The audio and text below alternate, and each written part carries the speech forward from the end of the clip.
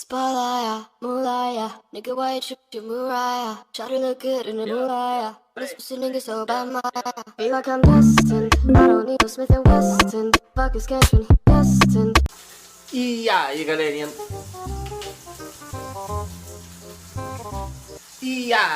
Do canal, estamos aqui com mais um vídeo.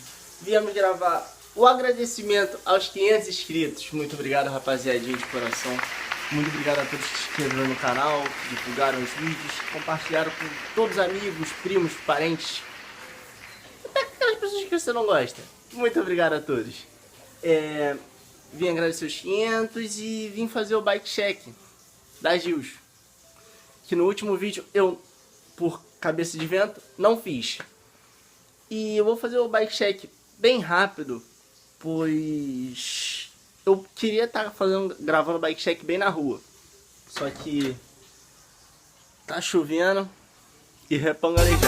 Tá chovendo e repangalejando. Tá chovendo e repangalejando. Vou gravar o bike check aqui e vamos lá pro bike check.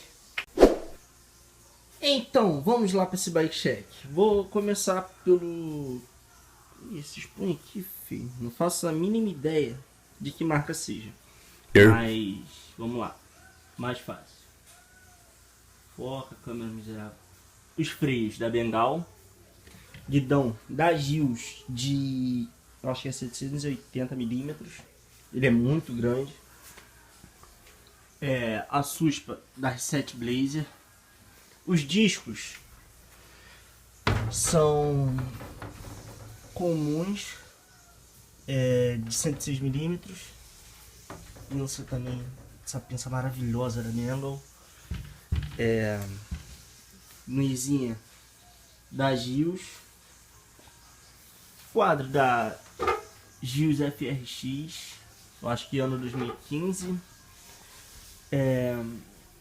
Canote da Rayone.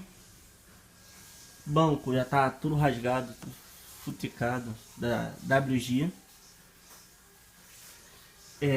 Os aros são VMAX. O cubo é um Chongfeng de 8 velocidades. O câmbio é um Acera.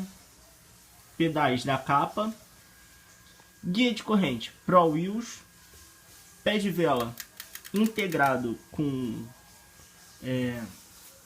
acho que é Central Holotech MT300. Passador também Shimano Acera. E pneus 2,35 Kenda traseiro e Xiaomi dianteiro. Nossa senhora, quase quebrei o armário. E obrigado a todos novamente por ter se inscrito no canal e deixado seu like. E não vamos deixar de compartilhar esse vídeo. Meta de like para esse vídeo, 32 likes. Vamos lá, rapaziadinha. Chuva de like e até o próximo vídeo. If I bleed tonight